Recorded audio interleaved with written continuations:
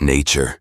It truly is extraordinary, surrounding us in every direction. Deserts, forests, rivers, mountains, oceans, the list goes on, seemingly without end. And though every environment holds its own kind of beauty, there are some places that seem to captivate us more than others. Few examples are as powerful as the Amazon rainforest and river. Sometimes called the Amazon Basin, this vast region of tangled rainforests, swamps, and countless rivers is home to some of the most extraordinary creatures ever to walk, swim, or fly on Earth. Its wildness is so profound that it's often referred to as the last frontier on land. In fact, over 600 million people once voted to recognize the Amazon as one of the new 7 natural wonders of the world. It's a well-deserved title. But here's what most people don't realize. The Amazon isn't just big, it's beyond imagination. The Amazon rainforest is the largest on the planet, more than 3 times the size of the Congo Basin, and its mighty river carries 6 times more water than any other river on Earth. Even if you combine the flows of the Nile, Mississippi, Congo, Ganges, Thames, and Yangtze, together, they still wouldn't match what the Amazon pours into the Atlantic every single day.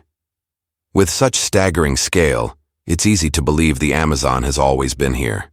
Timeless, unchanging, eternal.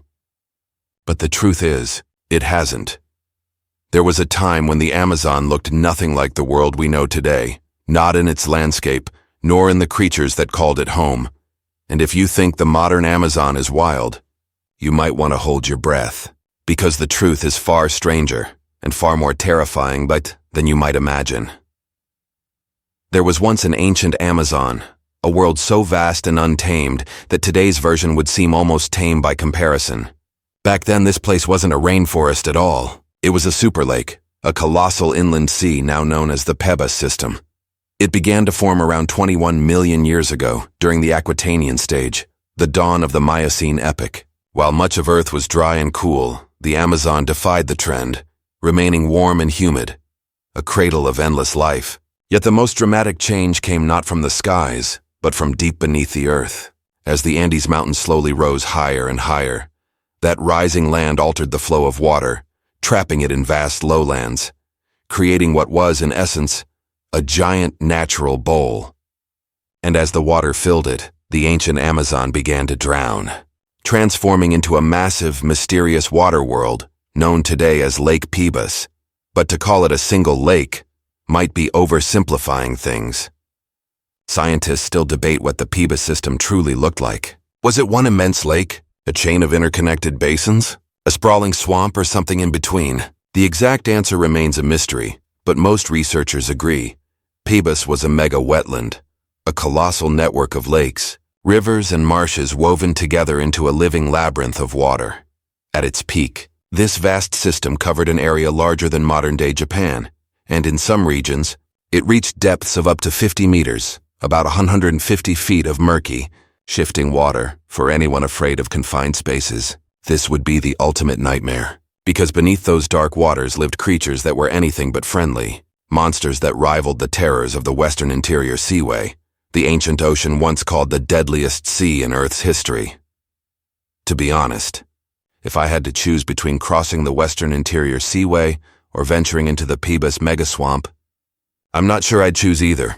Like its ancient oceanic counterpart, the Pebas system went through countless phases, times of calm and times of pure chaos. And perhaps the most extreme of all came in the middle of the Miocene epoch, during a period known as the Middle Miocene Climatic Optimum, or MMCO, a time when Earth's climate reached a peak of warmth and instability. Global temperatures rose by 3 to 4 degrees C higher than today, enough to shift ecosystems, redraw coastlines, and reshape life itself. Imagine moving from the mild weather of Portugal to the searing heat of Syria. That's the difference this world endured, and it was under those conditions that the true monsters of Pebas began to rise. Perhaps you wouldn't believe it, but according to modern estimates, ancient Lake Pebas once burned as hot as the top 5 hottest countries on Earth today. If you ever traveled back to that time, you'd better bring a bucket of cold water and a lot of sunscreen. Scientists believe this massive heat wave was caused by soaring levels of atmospheric CO2, which supercharged the planet's greenhouse effect. And yet, that very heat gave birth to a world overflowing with life, colossal trees, endless mangrove swamps, and a wetland ecosystem unlike anything Earth has seen since. It was during this period that Lake Pebas reached its full glory, a vast inland sea stretching across ancient South America. In that humid, steamy paradise, life thrived. Cold-blooded creatures in particular flourished in the warmth, growing faster, stronger, and larger than ever before. And while the Cenozoic is often called the age of mammals, in Pebas the true rulers weren't mammals, but reptiles. Among them, one group reigned supreme, the crocodiles. If you think the Nile, the Everglades, or Australia have crocodile problems, think again. Pebas was crawling with them. Fossil records show that crocodile diversity there was so extreme, there were more species of crocs than birds. In other words, spotting a bird was rarer than spotting a crocodile. A terrifying thought, isn't it? With so many species sharing the same waters, each adapted to its own niche. Some hunted in open swamps, others ambushed from the shallows, each avoiding direct competition. And when diversity peaks, size follows. Some stayed modest in scale, others became giants. And towering above them all, the undisputed king of Pebas, and perhaps the largest crocodile that ever lived, was Purosaurus. The fossils spoke for themselves. The first fragments, unearthed in 1892, revealed something extraordinary. A creature so massive that scientists could hardly believe their eyes. Its skull alone stretched an incredible 1.5 meters, thick, square, and solid like armor, almost comical when compared to modern crocodiles. From its skull and bone density alone, it was clear Purosaurus was an apex predator, the undisputed overlord of the Pebas wetlands.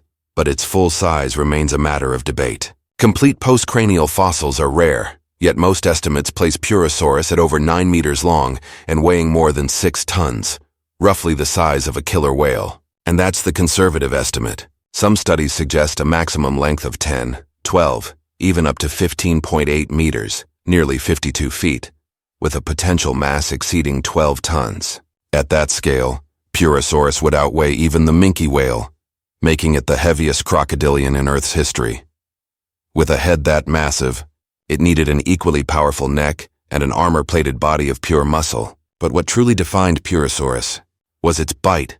Its jaws could deliver up to 69,000 newtons of force, a pressure so devastating that being bitten by it would feel like being crushed by a falling truck.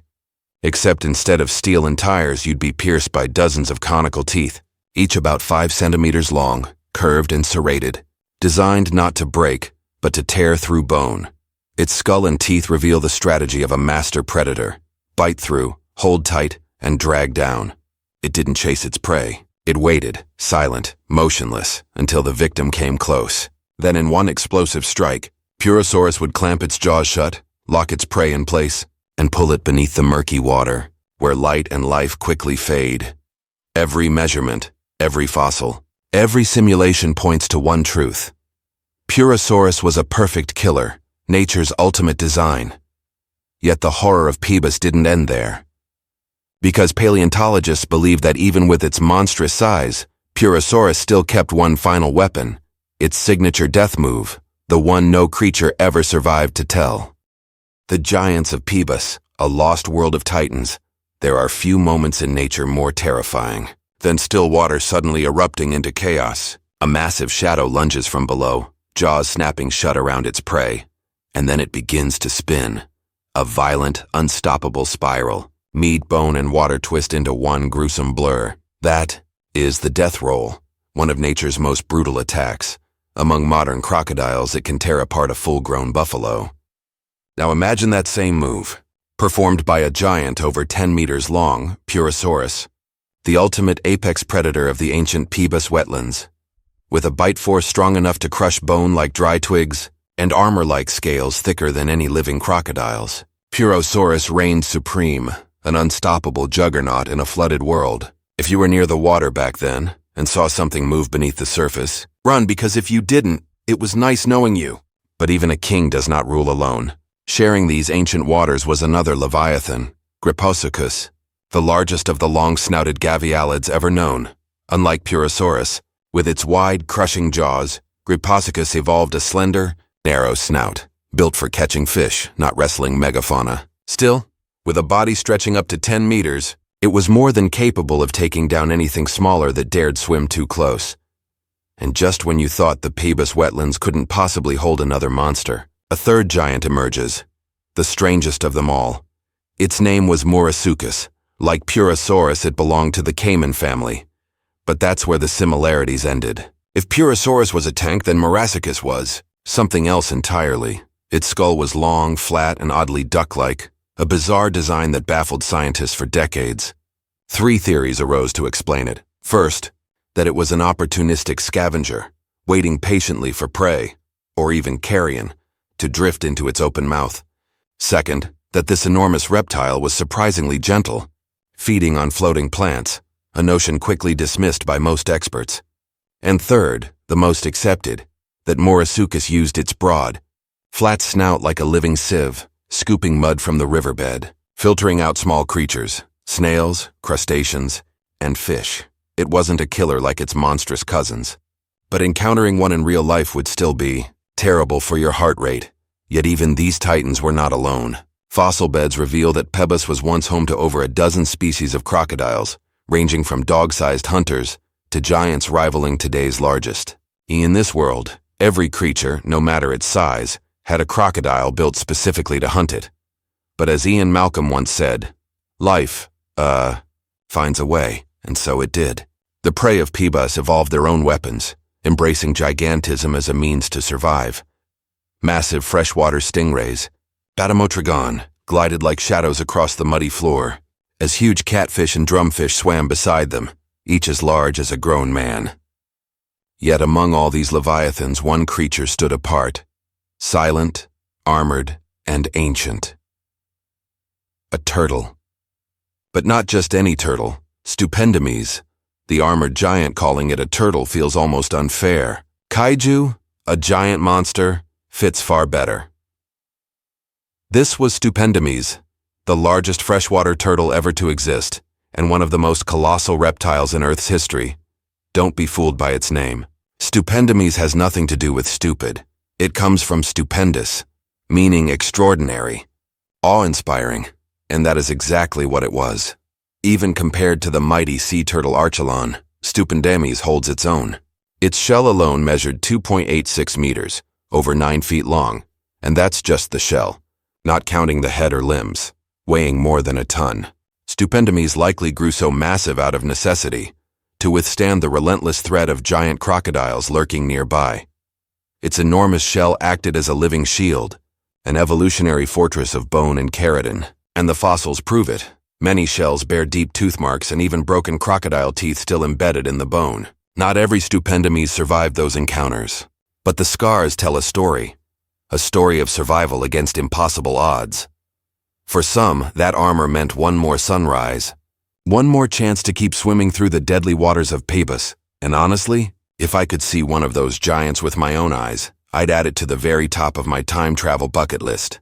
But remember, if you ever had the chance to see a Stupendimes in the flesh, you'd better keep your distance. A long, safe distance, because unlike the gentle turtles we know today, Stupendimes was a brute, aggressive, stubborn, and more than willing to bite back. This was no cute little turtle from a cartoon. It was a living tank, a prehistoric juggernaut lurking beneath the murky waters, its massive beak curved inward like a steel trap, designed to crush, snap, and devour anything unfortunate enough to drift too close. Fish, mollusks, smaller crocodiles, and even snakes, nothing was off the menu, and Stupendimes wasn't alone. Another giant-shelled predator shared its domain, Caninomes, smaller than Stupendimes, yet still massive, roughly the size of a modern leatherback turtle. But don't let that fool you. This was no peaceful creature to keep in your garden pond. Caninomes was pure aggression, its jaw short, thick, and hooked like a raptor's claw, built for biting, tearing, and crushing bone. In many ways, it was like a supercharged snapping turtle, only if that one could take your hand. This one could take your whole arm, or your head. This colossal freshwater world, the Pebas system, was home to creatures beyond imagination, and among them swam one of the most formidable mammals ever to evolve, Pebanista, the largest river dolphin to ever exist. Today, its distant cousin, the Amazon river dolphin, Inia geoffrensis, still glides through the same region. For some, that armor meant one more sunrise, one more chance to keep swimming through the deadly waters of Pebas, and honestly, If I could see one of those giants with my own eyes, I'd add it to the very top of my time travel bucket list. But remember, if you ever had the chance to see a stupendomes in the flesh, you'd better keep your distance. A long, safe distance, because unlike the gentle turtles we know today, stupendomes was a brute, aggressive, stubborn, and more than willing to bite back. This was no cute little turtle from a cartoon. It was a living tank, a prehistoric juggernaut lurking beneath the murky waters. Its massive beak curved inward like a steel trap, designed to crush, snap, and devour anything unfortunate enough to drift too close. Fish, mollusks, smaller crocodiles, even snakes. Nothing was off the menu, and stupendomes wasn't alone. Another giant shelled predator shared its domain, coninomys, smaller than stupendomes, yet still massive, roughly the size of a modern leatherback turtle. But don't let that fool you. This was no peaceful creature to keep in your garden pond. Coninomys was pure aggression, its jaw short, thick, and hooked like a raptor's claw, built for biting, tearing, and crushing bone. In many ways, it was like a supercharged snapping turtle, only if that one could take your hand. This one could take your whole arm, or your head. This colossal freshwater world, the Pebas system, was home to creatures beyond imagination, and among them swam one of the most formidable mammals ever to evolve, Pebanista, the largest river dolphin to ever exist. Today, its distant cousin, the Amazon River dolphin, Inia geoffrensis, still glides through the same region. Reaching up to 2.6 meters in length and weighing as much as a grown gorilla. Impressive, yes, but Pebanista was even larger, around 30 to 35% bigger, and far more dangerous. Unlike its gentle descendants, Pebanista was a predator, a muscular, power-built hunter armed with long, thick teeth and a skull designed for raw impact. It hunted actively, chasing and overpowering its prey in murky waters where light could barely reach. Its small eyes tell us that vision wasn't much help down there. Instead, it saw with sound, using echolocation to map its surroundings and lock onto prey hiding in the darkness. Every click and echo painted an invisible world, a sonar-driven battlefield beneath the surface, and just the thought of a huge, toothed dolphin with natural sonar prowling in muddy water, where you can't see a thing, is enough to make your skin crawl. Because Pebas wasn't some peaceful lake. It was a vast shadowed swamp, deep, silent, and full of predators. Picture this. You're drifting across the still surface in a small canoe. The water is calm, eerily calm. You glance over the side and see nothing but black. Yet just below your arm, a ton of muscle and teeth may be gliding silently by. So close that you could almost reach out and touch it. No, thank you. But here's the problem. Even getting out of the water wouldn't keep you safe. Because in prehistoric Amazonia, the land was just as deadly. Geological records show that the Pebas ecosystem was a patchwork of tropical rainforests, palm swamps, flooded plains, and fern-covered wetlands. It looked lush, vibrant, even beautiful. But every shadow, every tree was a perfect hiding place for something, waiting. And on land, two groups ruled as the ultimate nightmares, the Sebasids and the forest raquettes, better known as the terror birds. They weren't your ordinary reptiles and birds. They were monsters, the apex predators of the ancient Amazon. Sebasids were crocodilians built for land, big, fast, and terrifying. Their jaws were deep and powerful, and their teeth, sharp and curved like those of theropod dinosaurs. These weren't lazy crocs basking in the sun. They stood tall on long legs built for pursuit, cold-blooded sprinters capable of chasing down prey. They didn't ambush. They hunted, and when a Sebasid locked eyes on you, there was nowhere to run. Then came the terror birds, massive flightless hunters towering over most mammals of their time. Technically birds, yes, but with strength and speed that rivaled any land predator. Their beaks were huge, curved, and razor-sharp, perfect for crushing bone or slicing flesh in a single strike. Each step thundered through the forest, each lunge swift and final. So while the waters of Pebas teemed with monsters, the land was no refuge either. Here even the forests had teeth in short. On one side, there's the running crocodile, and on the other, the giant flightless predator bird. Two creatures from different worlds, yet sharing one title, Nightmares of the Age of Mammals. Imagine a roadrunner, but larger, faster, and 100 times more deadly. This was the terror bird, the ultimate avian horror of ancient South America. But here's the twist. Both the terror birds and the Sebasids were not newcomers. They had roamed this continent long before the vast wetlands of Pebas ever emerged. Yet it was this swampy expanse that pushed their savage instincts to the absolute extreme. Within Pebas, the largest and most fearsome predators ever seen walked the land. Among them, the infamous Boris, also called Bananus, stood out as the undisputed star of the Sebasids. No introduction needed. Its size alone tells the story. A fully grown individual could reach 7.5 meters in length, longer than the largest crocodile alive today. And the terrifying part? It didn't swim. It ran. A 2-ton monster, armored and built for power, streaking across the land like a nightmare made flesh. Some extreme estimates even suggest it could reach 10 meters, as long as 3 rhinos standing end to end. Whatever the exact size, Bananus remains one of the most formidable terrestrial predators since the age of dinosaurs, a true ruler of its time. Yet, Pebas was not a world for solitary giants. Hidden in the thick mist, there lurked the giant devil birds, unnamed terror birds standing 2.5 meters tall, taller than a man like Shaquille O'Neal, weighing as much as a fully grown lion.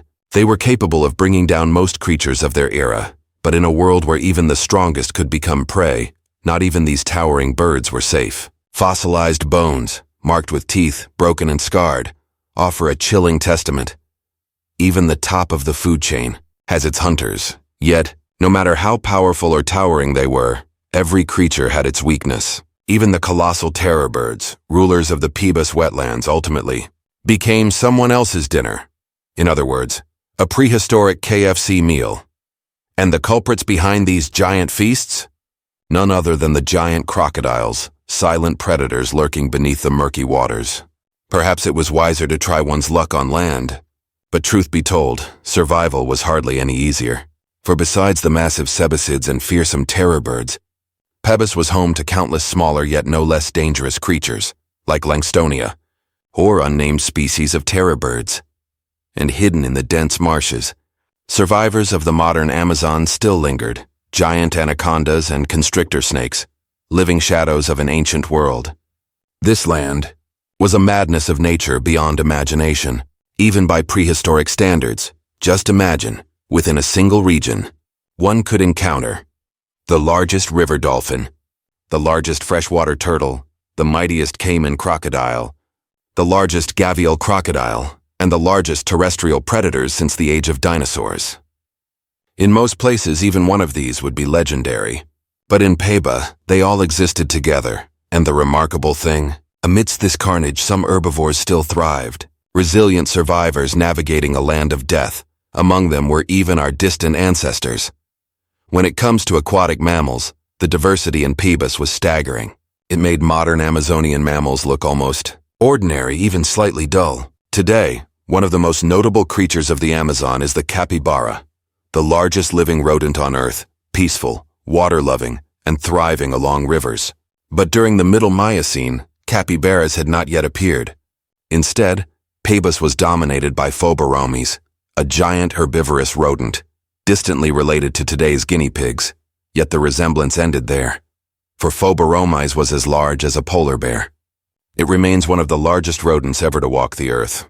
At the same time, the Pebas region teemed with giant ground sloths, prehistoric mammals long extinct, yet agile and active, very unlike the slow sloths we know today. A world filled with unimaginable, gigantic and bizarre creatures, where everything was magnified to extremes.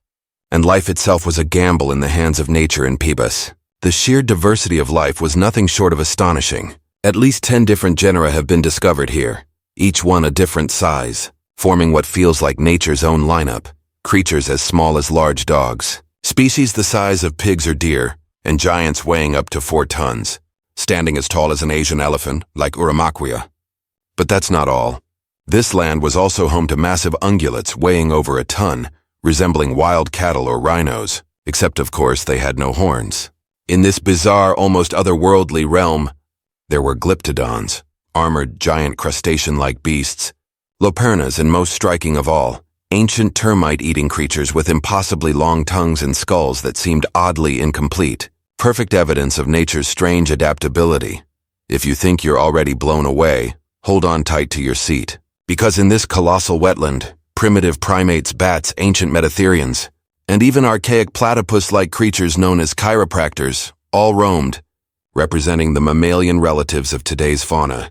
By now, you probably realize Lake Pebas was truly insane, a place beyond anything the Earth today could handle. And yet, it all disappeared. So what happened? How could such a vast, diverse, and vibrant environment vanish? The answer lies in the Andes. It was the Andes that gave birth to Lake Pebas, and it was the Andes that destroyed it. For millions of years, the mountains kept rising, and instead of holding water like a giant bowl, that bowl began to leak. Water slowly drained away, dragging the entire ecosystem into crisis. Many species were forced to migrate or go extinct. The uplifting of the land even blocked the Amazon River from flowing to the Pacific, and eventually, the legendary river reversed its course, turning toward the Atlantic as it does today. Yes, you heard that right. There was a time when the Amazon flowed completely the opposite way. Over time, the vast Pabo system gradually dried up, leaving only the Amazon and its tributaries, surviving to the present day as a testament to nature's enduring legacy. But most of the marvelous and terrifying creatures that once thrived here vanished from Earth forever. And perhaps that was for the best.